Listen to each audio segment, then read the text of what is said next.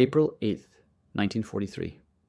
27,000 feet above Caen, France. The oxygen mask couldn't hide Oberleutnant Ralph Hermishen's smirk as he watched the ungainly silhouettes climbing laboriously toward his formation through the crystal-clear canopy of his Focke-Wulf 190A5. The veteran ace of Jagdgeschwader 26, studying the American fighters making their combat debut over occupied Europe, transmitted to his wingman. The Americans have sent us flying milk bottles, unable to suppress his laughter at the sight of the massive Republic P-47 Thunderbolts struggling for altitude. Below them, 16 P-47 Sea Thunderbolts of the 4th Fighter Group lumbered upward in tight formation, their 2,000 horsepower Pratt & Whitney R2800 double wasp engines straining against their 7-ton weight. To German pilots accustomed to the sleek Spitfires and nimble Soviet fighters, these corpulent American machines appeared almost comical. Barrel-shaped fuselages, topped with greenhouse canopies, wings that seemed too small for their massive bodies, propellers that dwarfed anything in the Luftwaffe inventory. What Hermichen didn't know, what none of the German pilots circling like wolves above could have imagined, was that they were witnessing the arrival of the weapon that would systematically destroy the Luftwaffe's fighter arm. Within 18 months, these flying milk bottles would transform from objects of derision into instruments of terror, their 8.50 caliber Browning machine guns becoming the most feared sound in German skies. The mathematics of destruction were already loaded in those broad wings. 3,400 rounds of ammunition, a combined rate of fire of 6,000 rounds per minute, enough concentrated firepower to sew a Messerschmitt in half in less than 2 seconds. The transformation began that April morning when Major Donald Blakesley, commanding the 335th Fighter Squadron, spotted the German formation positioning for attack. The former Eagle Squadron veteran who had transferred from RAF Spitfires just weeks earlier understood what his men didn't yet know, that survival in the P-47 required abandoning everything they thought they knew about air combat. The Thunderbolt represented a radical departure from conventional fighter design philosophy. While the Germans had pursued lightweight interceptors, optimized for climb and turn performance, Republic Aviation had created something unprecedented, a high-altitude juggernaut that used mass, power, and firepower to redefine the rules of aerial warfare. Among the 56 American pilots spread across the French sky that morning were men who would become legends, future aces whose names would strike fear into Luftwaffe hearts. But on April 8, 1943, they were novices in an untested machine, facing the most experienced fighter force in the world. The Germans had been fighting continuously since 1939 with veterans of Poland, France, Britain, and Russia. The Americans had been in combat for exactly 0 days. This is the story of how industrial logic defeated tactical brilliance, how quantity and quality merged into overwhelming superiority, and how German pilots' laughter turned to terror as they discovered what synchronized Browning machine guns could do to an aircraft at 400 yards. The Republic P-47 Thunderbolt had emerged from a June 1940 panic. As German fighters swept across France, Alexander Kartveli, Republic Aviation's Georgian-born chief designer, received urgent specifications from the U.S. Army Air Corps. They wanted a high-altitude interceptor capable of matching the Luftwaffe's best. What Kartveli designed instead was a monster that redefined the possible. "It will be a dinosaur," Kartveli admitted to his design team. "But it will be a dinosaur with good proportions." The XP-47B prototype that first flew on May 6, 1941 shocked everyone who saw it. At 9,900 pounds empty, it weighed 65% more than its predecessor, the P-43 Lancer.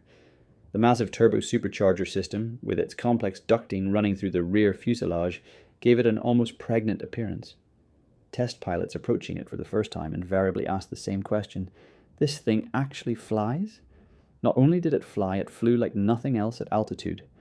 The Pratt & Whitney R2800 double wasp engine, an 18-cylinder radial producing 2,000 horsepower, could maintain full power at 27,000 feet where German fighters gasped for air. The turbo supercharger, fed by exhaust gases, delivered sea-level performance in the stratosphere where the air was too thin for conventional superchargers. Major Hubert "Hub" Zemke, commanding the 56th Fighter Group training at Bridgeport, Connecticut, initially despised the aircraft. His unit lost 18 pilots and 41 aircraft in training accidents between September 1942 and January 1943. The P-47 killed more Americans in training than Germans would in the first months of combat. It ground looped on landing, torque rolled on takeoff, and dove with such enthusiasm that pilots discovered compressibility, their controls freezing as shock waves formed on the wings. But those who mastered it discovered something extraordinary. Lieutenant Robert Johnson, a farm boy from Oklahoma, who had become one of America's top aces with 27 victories, described his first flight. It was like strapping yourself to a locomotive.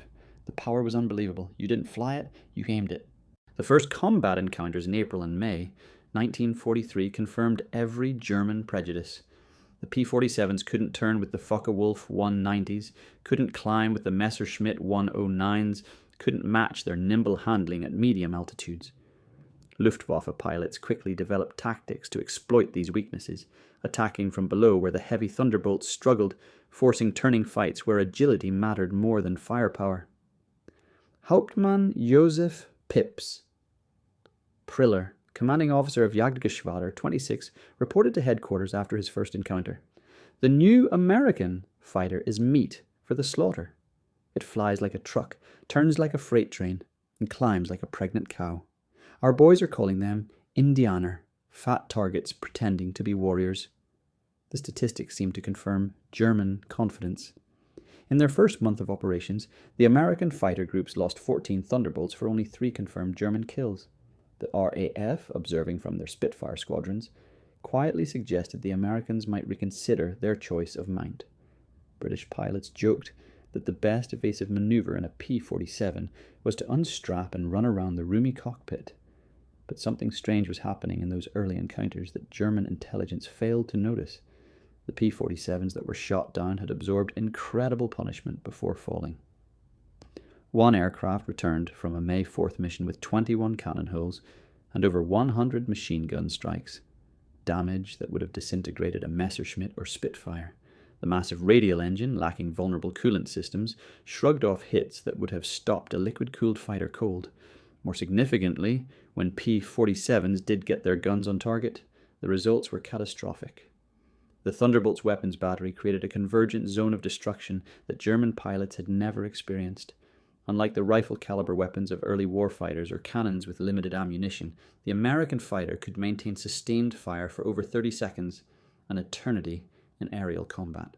The event that would begin changing German perceptions occurred on June 26, 1943, over Le Bourget, France. It involved Second Lieutenant Robert S. Johnson of the 61st Fighter Squadron, and an encounter that would become legendary on both sides of the conflict. Johnson's formation of 8 P-47s was returning from escort duty when they were bounced by 16 Focke-Wulf 190s from JG-26, led by Hauptmann Wilhelm Ferdinand Galland, younger brother of the famous Adolf Galland. The Germans executed a perfect attack, diving from the sun with overwhelming speed advantage. Johnson's Thunderbolt, flying at the rear of the formation, was caught in the crossfire of multiple attackers, taking catastrophic damage in the first seconds of combat. 2 20mm cannon shells exploded across his aircraft, the canopy shattered, hydraulic fluid sprayed into the cockpit, the engine cowling was torn away, and fire erupted behind the instrument panel. Johnson, wounded in the nose and leg by shrapnel and bullet fragments, tried to bail out but discovered the canopy was jammed. A 20mm shell had exploded in the canopy track, welding it shut. He was trapped in a dying aircraft at 27,000 feet. What happened next defied every assumption about combat damage tolerance. Despite having no forward visibility through the oil-covered windscreen, a barely functioning engine that shook violently, and controls that responded only intermittently, Johnson managed to level the aircraft and point it toward England. The P-47 continued flying with damage that would have reduced any other fighter to falling debris. Then it got worse. A lone Focke-Wulf 190, flown by an unknown pilot from JG-26, discovered the crippled Thunderbolt limping toward the channel at less than 170 miles per hour. Historical research has never definitively identified this pilot, though several names have been proposed based on German combat reports from that day. What followed was one of the most extraordinary encounters in aerial warfare history. The German pilot positioned himself behind Johnson's P-47 and opened fire with his 4 20mm cannons and 2 13mm machine guns. Johnson, unable to evade, could only huddle behind his armor plate and pray. The Thunderbolt absorbed the entire cannon ammunition load. Then the German repositioned and fired again, this time with only his machine guns, the cannon ammunition exhausted. The German pilot pulled alongside, staring in disbelief at the flying wreck. Johnson could see his face clearly, young, blonde, his expression shifting from confidence to confusion to something approaching fear.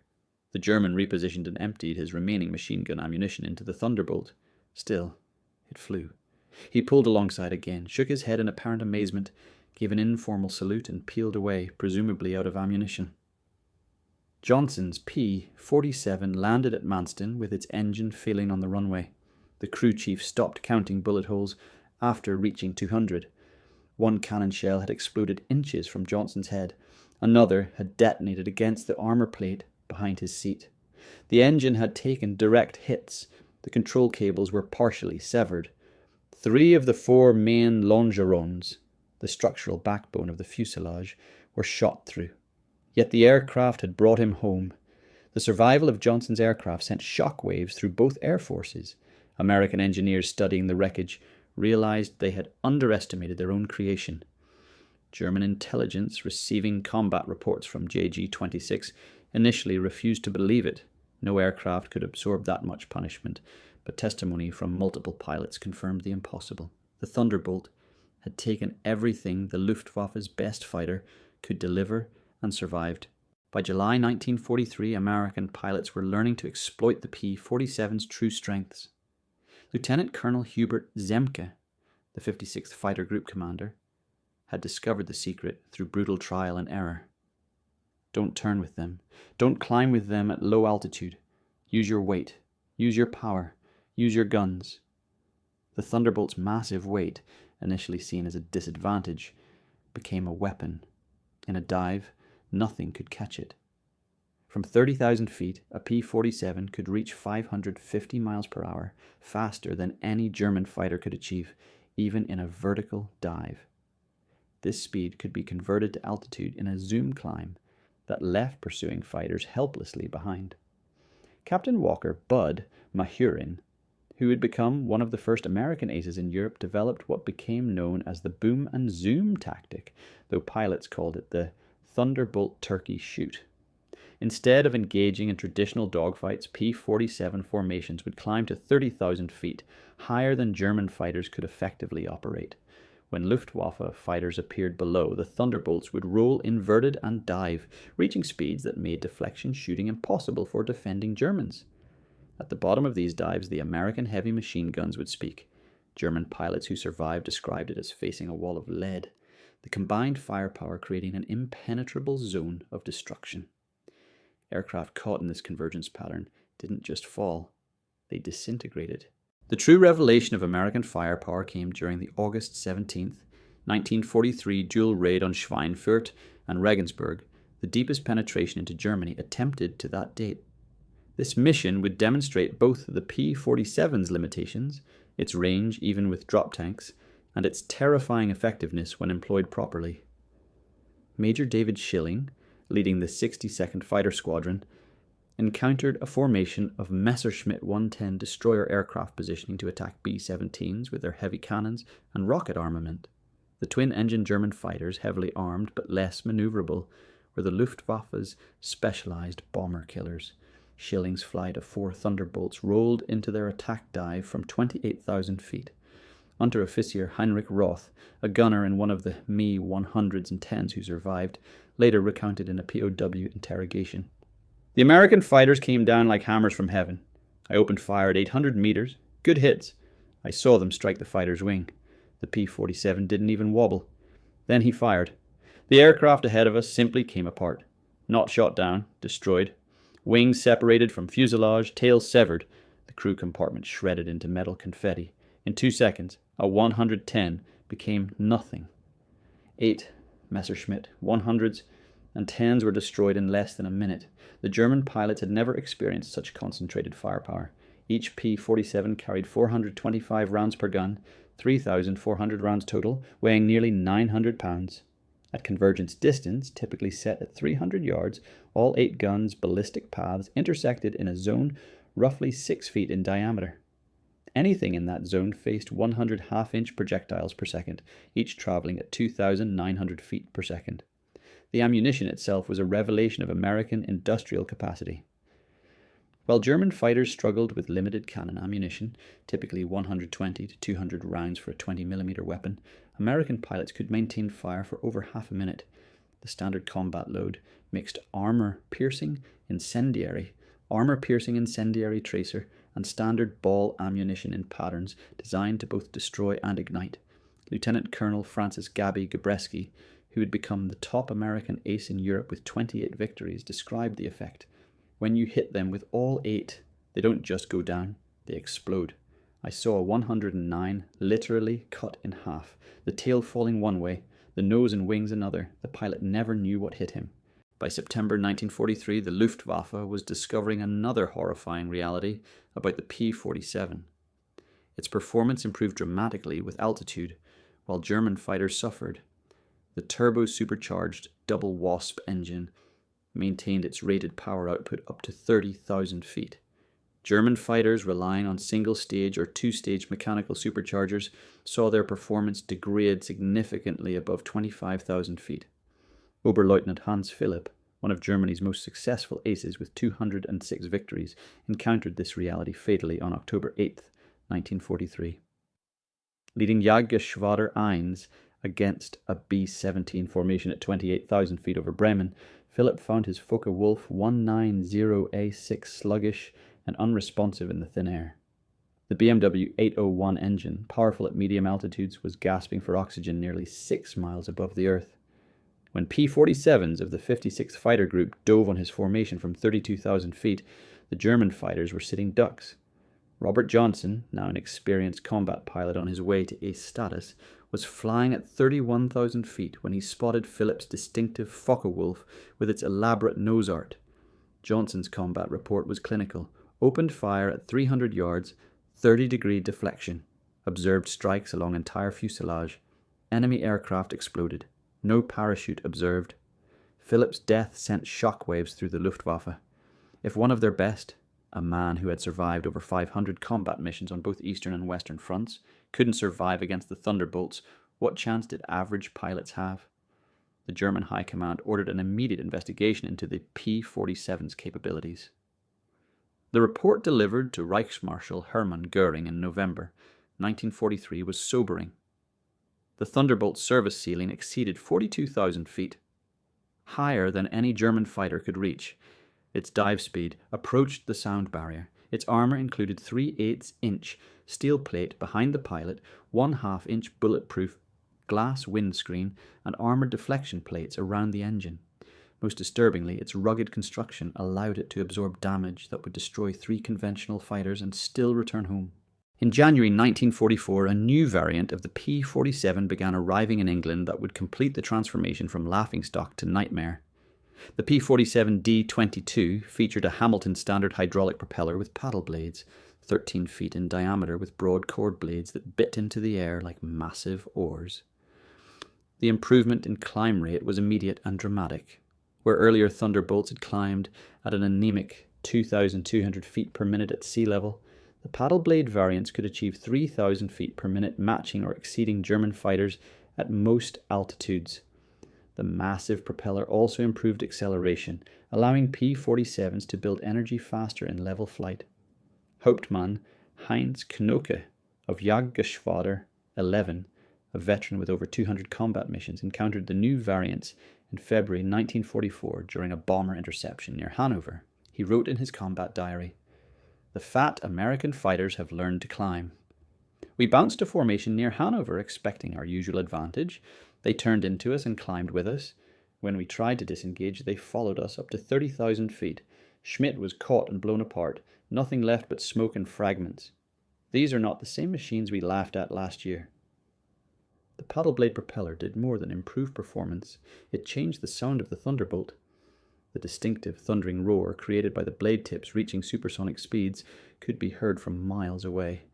German ground troops reported being able to identify approaching P-47s by sound alone, a deep threatening rumble that meant death from above. They began calling it Donnerschlag, thunderclap. By March 1944, P-47s equipped with external fuel tanks could escort bombers deep into Germany. The standard configuration carried two 108-gallon wing tanks or a 75-gallon belly tank, extending range to over 1,000 miles. With the paddle blade propeller providing improved performance even when loaded, Thunderbolts could fight on equal terms immediately after dropping tanks. The Luftwaffe's response was to concentrate on the bombers, hoping to inflict enough losses to stop the American daylight campaign. But this required flying through the P-47 escort screen, an increasingly suicidal proposition. German pilots developed a grudging respect that bordered on fear for the big American fighters.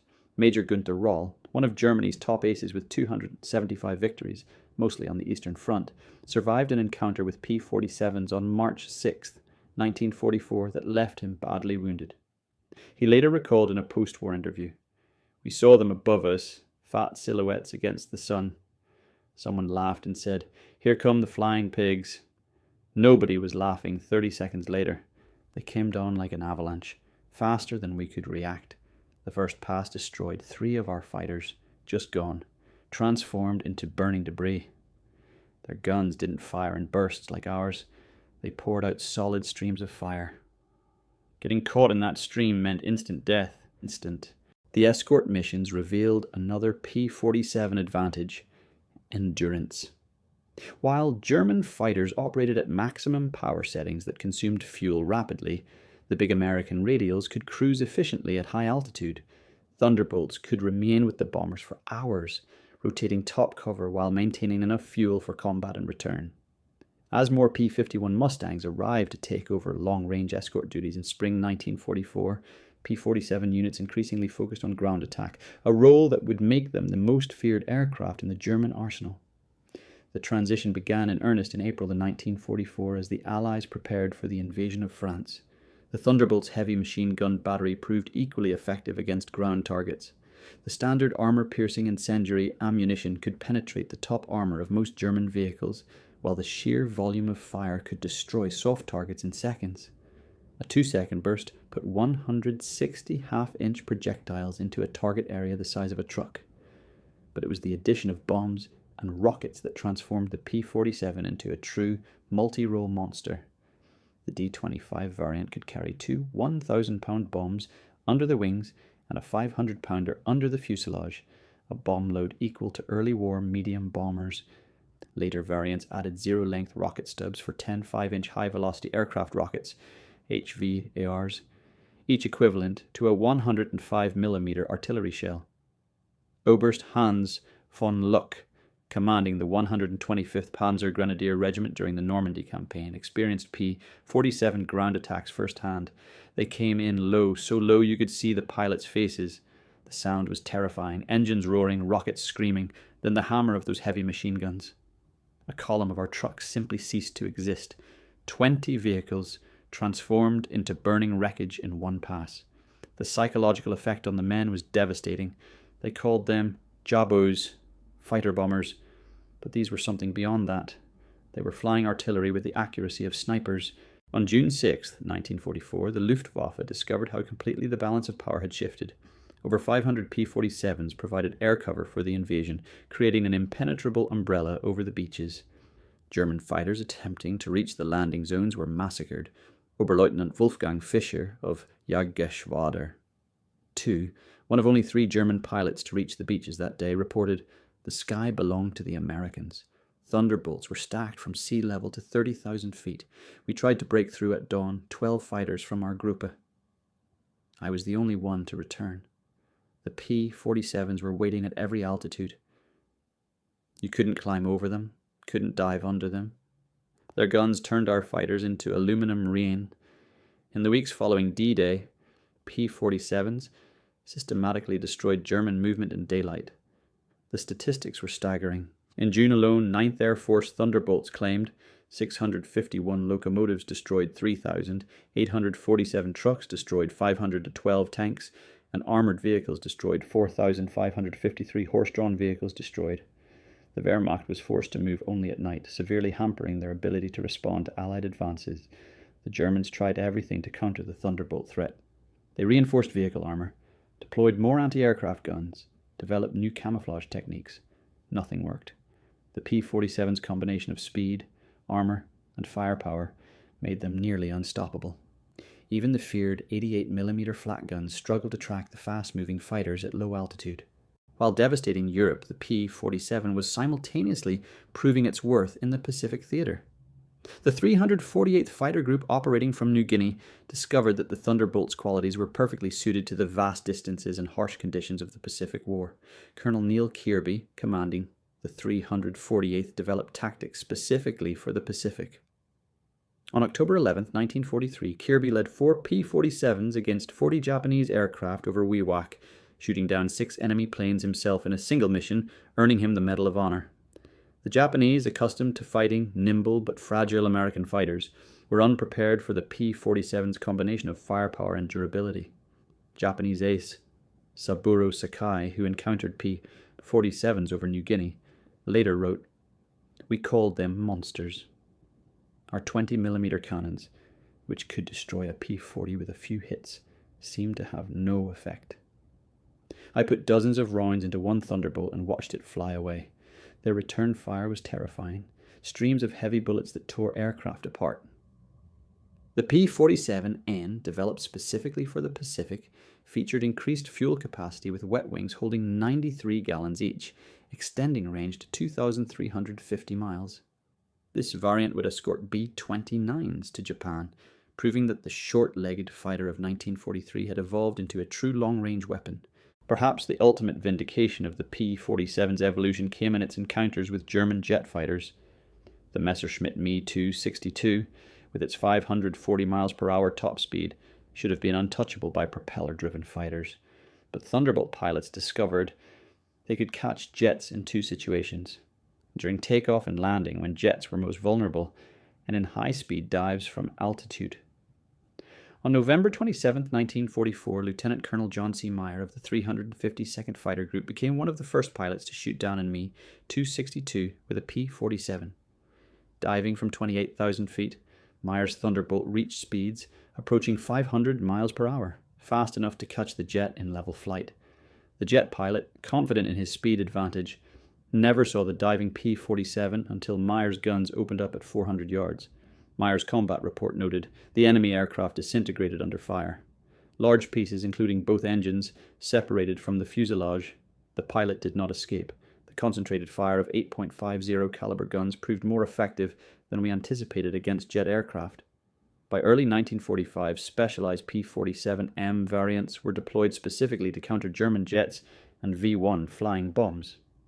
With water methanol injection boosting power to 2,800 horsepower and refined aerodynamics, these ultimate Thunderbolts could reach 470 miles per hour in level flight at 30,000 feet, fast enough to intercept even jets under certain conditions.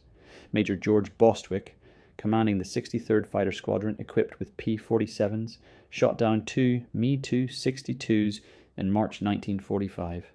His tactical report emphasized firepower over speed. "The jets are faster, but they can't turn and they can't take punishment. One good burst from our battery and they come apart like they're made of paper. They have to slow down to attack bombers. That's when we get them." The ultimate demonstration of American industrial might came during Operation Bodenplatte, the Luftwaffe's desperate attempt to destroy Allied air power on January 1st, 1945. Nearly 900 German fighters, including their best remaining pilots, launched surprise attacks on Allied airfields across Belgium and the Netherlands.